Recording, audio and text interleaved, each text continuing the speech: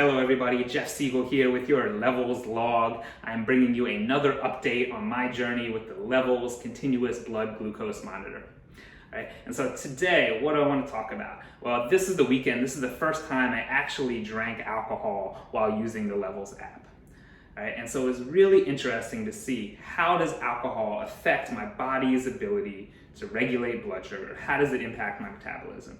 Right? And this might be a question that you have, probably a lot of us have, people that enjoy a drink, maybe many drinks, right? What is that doing to your body, right? And the answer is, it's really complex and it depends on so many different factors, right? So when I was looking at the data, right, what happened after I had my first margarita? What do you think? Actually, my blood sugar went down.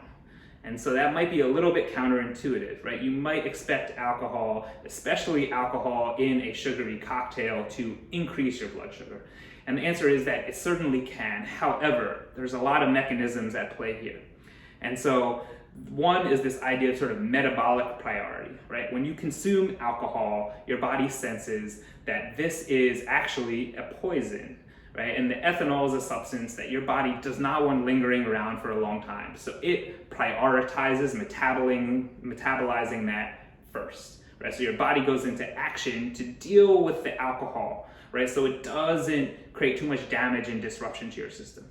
And when it does that, when your metabolism goes over to metabolize the alcohol, it actually shuts down this process called gluconeogenesis, which is your liver's ability to generate sugar from all of the other things that it has readily available, right? So your liver can always help both create new sugars and release sugars that you already have stored up.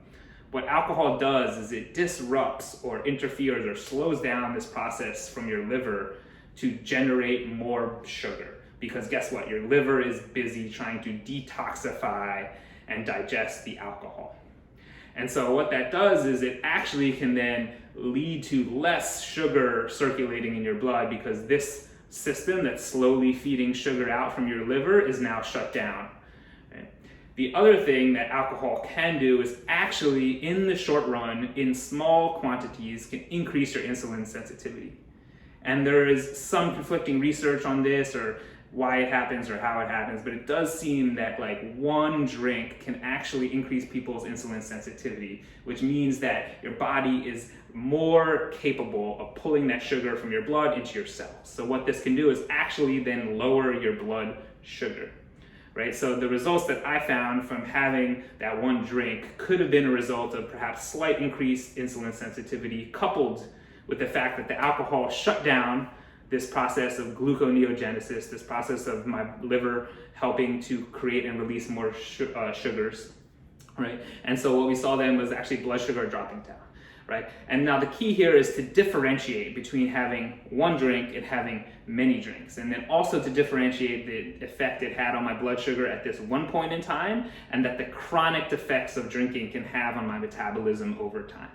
So while there might be some truth to this idea that having one glass of red wine or maybe an aperitif before you eat a meal can actually have some beneficial effects for your blood sugar, right? There is without a question that too many drinks over time has all sorts of detrimental effects on your metabolism because guess what? There's a lot of other hormones at play.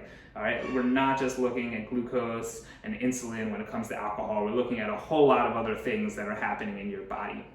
So I don't want to get, again, hyper-fixated on this. It was just interesting to observe the way in which having that one drink impacted my blood sugar at that point in time. Because there's other factors, obviously, whether your alcohol contains additional sugars, in the case of a cocktail, whether it's just some straight up booze, neat in a glass, right? Those are going to have different effects. And then other things like your age and your gender. There seems to be pretty pronounced gender effects, men and women, right, by virtue of their muscle mass and other hormones definitely have different effects when it comes to metabolizing alcohol and the impacts it has on your blood sugar.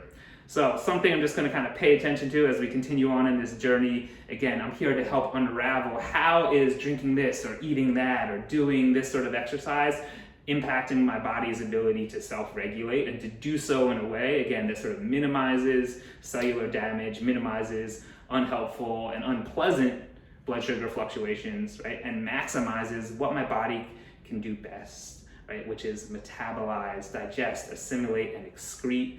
Right? So I have this huge metabolic power to go out and live the life I want to live with my body working for me rather than against me. So until next time, this is Jeff Siegel here. Breathe, smile, and take that step on to whatever is most important for you.